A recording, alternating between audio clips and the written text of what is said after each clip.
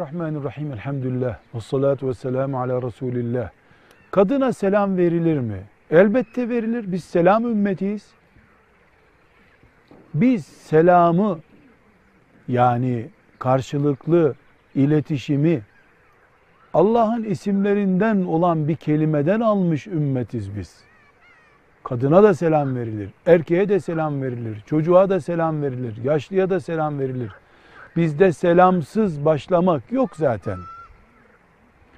Dolayısıyla kadın erkeğe, erkek kadına selam verir mi diye bir sorunun aslında olmaması gerekiyor. Fakat selam gibi bizi ümmet olarak simgeleştiren bir değer, erkekle kadın arasında var olan bir fitne ateşini körükleyerek ormanımızı tutuşturma riski varsa, erkek kadına, kadın erkeğe selam vermesin diye bir kural koyabiliriz. Bu kural da haktır. Bir fıkıh içtihadıdır. El-hak da hele bu zamanda kesinlikle bu kurala çok dikkat edilmelidir. O zaman biz bir erkek kadına selam verebilir mi? Bir kadın erkeğe selam verebilir mi sorusunu maddeleştirelim. Bir erkek annesine, annesi oğluna, halasına, teyzesine, yani mahremi olan, ebediyen evlenmesi haram olduğu için mahremi olan birine selam verilir. Ne demek? Vermek lazım. Müslüman annesine, halasına, teyzesine, ninesine kesin selam vermesi lazım. Bir erkek hanımına selam vermeden içeri girmemesi lazım. Bir kadın kocasına selam vermeden söze başlamaması lazım. Bu yüz yüze geldiğimiz zaman, telefonla görüştüğümüz zaman, internetten iletişim yaptığımız zaman, hatta belki de mektup yazdığımız zaman, mesaj yazdığımız zaman selamsız başlamamalıyız. Ama namahrem bir kadına selama gelince, kadınlar toplu bir şekilde bir yerde bulunuyorlarsa veya erkekler toplu bulunuyorlar da kadınlardan birisi o erkeklerin işte mesela karşısına çıkması gerekiyorsa selamun aleyküm deriz.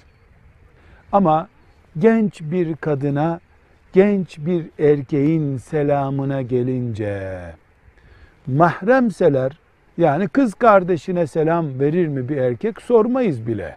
Kız kardeşine selam vermeden ağzını açmaman gerekir.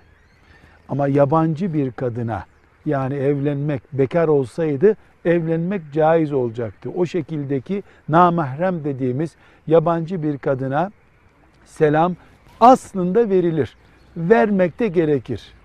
Ama bu selam kıvılcım olacaksa, daha sonra nasılsını, nasıldığından sonra ne yapıyorsunu, ne yapıyorsundan sonra filan şeye ihtiyacın var mı, ondan sonra da şunu, ondan sonra da işte bir meseleyi görüşelim mi, o görüşelimden sonra da orman yangınını devreye sokacaksa o selam gereksizdir. Zararlıdır, caiz değildir. Peki kim der ki benim selamım fitne sebebi olacak? Hiç kimse böyle bir selamı kabul etmez zaten.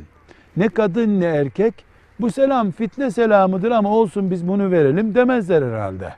Bunun için fukaha demişlerdir ki bir erkek genç bir kadına selam vermemelidir demişlerdir. Evet, genç kadın illa fitne nedenidir, illa haramdır dediğinden değil fukaha. Genelde bu ateş böyle tutuşur da ondan dolayı. Yoksa selam bütün müminlerin arasındaki ortak paroladır. Genciyle, ihtiyarıyla, kadınıyla, erkeğiyle. Ama genç bir erkeğin genç bir bayana selamı asırlardan beri nereye taşınacağı belli bir kıvılcımdır. Ormanlar hep böyle yandı gitti. Onun için fukahamız, Allah onlara rahmetler eylesin, genç kadına selam vermemek daha evladır, daha uygun bir iştir demişlerdir. Velhamdülillahi Rabbil Alemin.